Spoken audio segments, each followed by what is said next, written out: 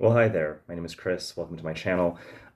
This is like take five. I'm gonna try and keep this as short and sweet and simple, as beautiful as possible. This is a new YouTube channel. I have no idea what I'm doing. Thanks for being on the ride with me, because as you can tell from my title, from my channel title, I'm Phantom of the Library. I want to focus on reading books. I'm interested in exploring my own tastes because I started getting into reading again in 2022. And yeah, I want to use this channel as a way to kind of test my own limits with myself, because like recording and talking to a camera or to my cell phone is not the most comfortable of things. I would like to get better at that. I would like to get better at video editing, production value. Like, I'm recording this on my cell phone because I don't have a camera. The standard is to have like a camera, professional camera. I'm not really a technology person, so that's gonna be a bit of a different thing for me. I'll start with what I have, which isn't much. And you know, last year, not only did I start reading a lot more, I just worked a lot on myself in general, and because, to be very direct and honest, I've just struggled a lot with body dysmorphia my entire life, and I worked really hard last year to reach a point with myself where, while it's still uncomfortable for me to talk to a camera and to look at myself while I'm talking, and to later have to edit myself looking at myself, it's extremely difficult. I feel like it's something good for me just to realize that, you know, for most of my life, I never really like enjoyed my picture being taken. I don't have a lot of pictures of when I was a child or when I was a teenager. I don't even have that many pictures of when I was in my 20s. I have some, maybe like 100, a bit less. Why not now? You know what? Better late than never. I see this as like a diary. It's a way for me to learn about myself, improve my reading tastes, know what I like, discover myself. I share that with you, learn from you as well, and go from there. So, about this channel, books. Basically, if you enjoy dark, sad content, then I got you covered. Because I love a good scary dark story. I love anything which, you know, delves into the human psyche, the human mind, how people respond and react to different difficult situations and things like grief and suffering and loss, how people respond in these kinds of situations. And then finally, I'm interested in fantasy. I like speculative fiction. I like a bit of magic. I like a bit of witches, things happening. I like ghosts, spirits. You know, I like those kinds of elements in books. I've noticed that most of the books that I've read so far, the speculative aspect is not muted, but it's not like it's not high fantasy. I haven't read a lot of high fantasy in the last year. I'm not sure if I'm interested, primarily because I don't care much about series.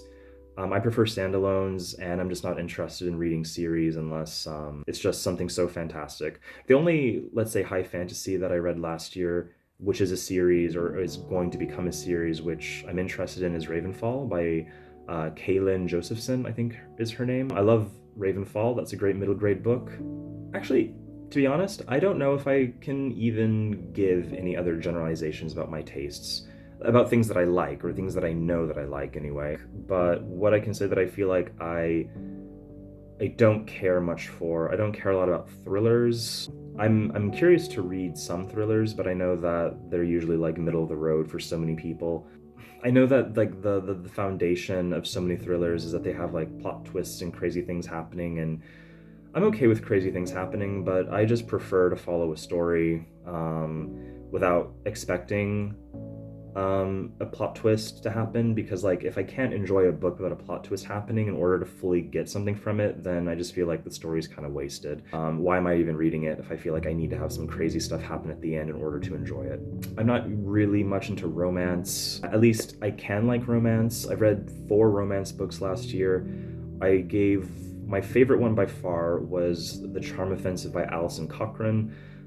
That was a fantastic book. I gave it 4.75 out of 5. And then I gave the other 3 like 3 stars, 3.5 stars. It's, from what I can tell, it's not really a genre for me. I don't really enjoy or care about any of these tropes that are really popular in romance right now, like fake dating or marriages of convenience. That's just not how I engage with romance. Like, I don't find that to be romantic at all. So those are my overall ideas about what I like, what I don't like, but I'm open-minded. I haven't read a lot of nonfiction. I have read very little poetry, no plays. I've read books basically only in English. I read one book in German last year. I really want to change that this year. Because yeah, so English is my native language, but I also speak a few other languages fluently. German is my best one. So until last year, I never really read much translated works before. And a lot of the stuff that I read last year that I really loved was translated fiction from Southeast Asian authors or authors who have Southeast Asian heritage. Going into this year, I know specifically I want to do more of. I want to read more poetry, read more nonfiction, read more stuff in German, or not in English at least. Yeah, read more translated works, because a lot of them have been some of my favorite books that I've read in this entire journey so far.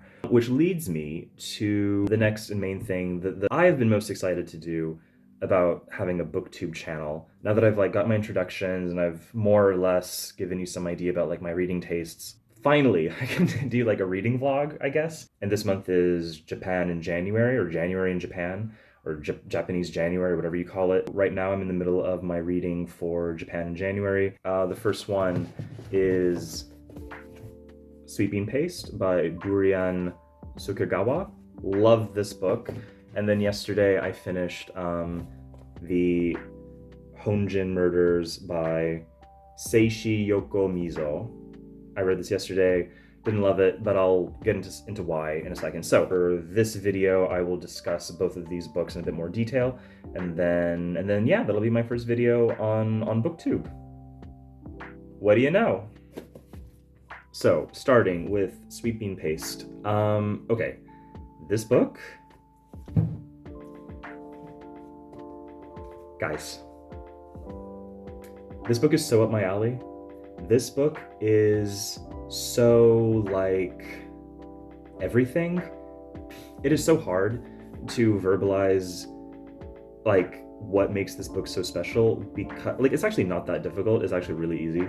But what makes this book so great for me is that it is able to discuss and approach so many interesting, different topics that just and the book is really short. It's only 213 pages.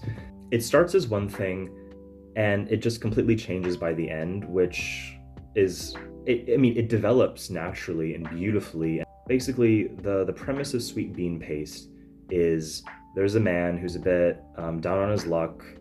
He's come out of jail. He's trying to get his life back together, and he's working at a job at a store making pancakes that he's just not interested in. He just wants to pay off his debts and be done with it and move on with his life. He had dreams to be a writer. Those dreams have died, and he's just kind of moseying along, doing his thing, drinking a lot every night, living a very meaningless, sad life, when one day this old woman named Toku appears. Things change from there. And I can't really say more because that would just spoil too much, but when I say that Toku is one of the best characters I think I've ever read, and the fact that she's older too, and we get so much of her perspective as well, and we learn so much as well about Japanese history, recent Japanese history, and just how things have been done, and the kinds of things that you never would think would happen, but do. And this book just analyzes so well just society in a way that usually hasn't been addressed in many books that I've read. So there are plenty of books I've read that are great critiques on society, but Sweet Bean Paste in particular, how different people are viewed in society, people who might have physical deformities, people who just seem different, and also just people who are older as well. What are older people capable of doing, and what kinds of things can they contribute to society, especially if they don't look or fit in the same way that everyone else does. And the thing is too, between Toku and Sentaro, the way that they kind of mirror each other so well is so beautifully written as well. And I only realized this after I finished the book, but basically Sentaro represents this kind of more recent, more modern, so Sentaro represents this kind of reflection of otherness in modern society, and how people now can be othered based on their actions and based on on the things that they've done in life, and toku represents this older form of it, and how basically the ways that the mistakes that we make in our lives and the ways that people have caused negative things to impact our lives, how this reflects in the struggle to have a better and more meaningful life, because there are just fewer opportunities given to us for so many reasons that don't really reflect who we are. This book focuses so much on taking those hurdles and finding something positive to take from them, even in the face of complete negativity and sadness. And this book just spoke to me on such a level. It talks about things like work culture, and I don't care about work at all, by the way. Like, I am not a worker. Like, I have a job, but if I didn't have to work, I absolutely would not. So, which is why I really connected with Sentaro in this book, because he doesn't care about his job, but like, through his connection through this woman, he learns to have a respect and, if not passion, a desire to be better for himself, and for that to be reflected through his work. And as someone, like I said, who does not care about work at all, that really spoke to me, because just like, even me, like, this job, which, pays my bills and does what I need it to do for me to have a decent life, there's something I could take from this as well. And the way this ends, like, honestly, I'm a crier. I cry a lot, and when I tell you ugly sobs at the end of this is just a beautiful portrayal of life and what it means to be alive, and what we make of our lives, and who we want to be despite what has happened to us. This is such an empowering, hopeful. I love this. This is easily 5 stars. I love this book. I would recommend anyone to read this. I think anyone can take something from this book, no matter what it is. There are so many things that this book talks about. Anyone can take something, even if it's something very different from what I did. There's just so much in this, and it's so short too. There are a couple of things where I think maybe there could have been more story, especially about Sentaro, because I feel like so much focuses on Toku. I wouldn't have minded maybe like another 10 to 15 pages, just going more into detail about Sentaro's life and his history with his parents, especially his mother, his time in jail. I would have, like, this book could have, for me at least, been even better, and I'm still giving it 5 stars, and this book is just incredible. Read Sweet Bean Paste. And then next, I read the Honjin Murders. Listen, like I said, I didn't love this, but that's only for one reason. I just think I'm a big fan of murder mysteries. There's absolutely nothing wrong with this book. I mean, it is intelligent, it's competent, I think for a murder mystery, I guess it's well written. I don't really have anything to compare it to, at least not on a recent basis. When I was a kid, I really liked reading the Hardy Boys, Nancy Drew. I loved Clue. The genre has appeal, but it hasn't really had a pull for me in a very long time. But I'm willing to, like I said, 2023, I want to experiment, I want to test myself, I want to try different things. I think I could enjoy murder mysteries, or at least some murder mystery stories, but I feel like this very classic kind of setup maybe just isn't for me. I mean, like I said, this book is fine. It did everything that I expected it to, and I was surprised at the end. It was very hard to believe, but I mean, all right. What I liked most about the Honjin Murders is, again, I'm also using, these kinds of vlogs especially about different cultures that I'm unfamiliar with, to understand better, about like their culture and their history. And this book talks a lot about like different types of Japanese clothing. I learned names of different types of garments that Japanese people wear, for both men and women, like the names of certain places in their houses. It was especially interesting to learn about Japan. Like, this book was written in 1946 and the setting is in 1937. So it's very interesting to see a Japan being depicted before World War II, and there are a couple of references to World War II in the book. I mean, from a historical perspective and a cultural perspective, the Honjin Murders was very interesting. I really enjoyed it for that. As a story, it wasn't for me, but that's a me problem. Like, this book is completely fine. If you like murder mysteries, I think this is a very clever... Oh, And another thing about the Honjin Murders, which I really liked, is that it's very self-referential, it's very aware of what it is and what it's trying to do. It references so many murder mystery authors and novels and even plot devices that these detective novels and murder mysteries employ.